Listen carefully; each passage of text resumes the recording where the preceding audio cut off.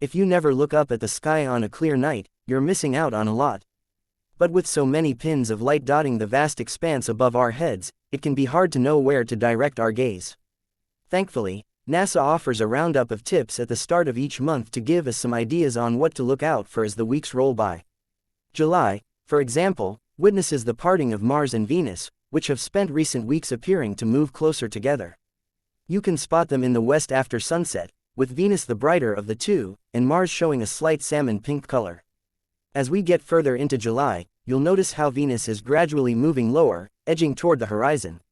Related, see the Moon and Jupiter get cozy in May's skywatching highlights.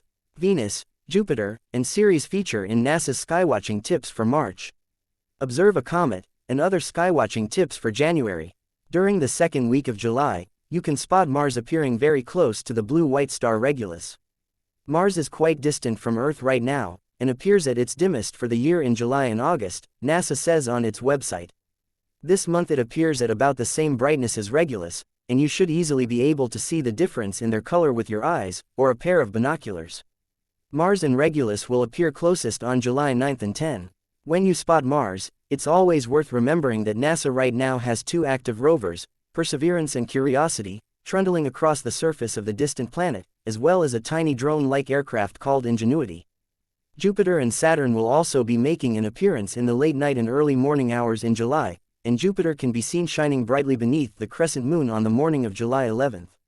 In addition, Saturn can be observed moving across the sky with the bright star Fomalhaut.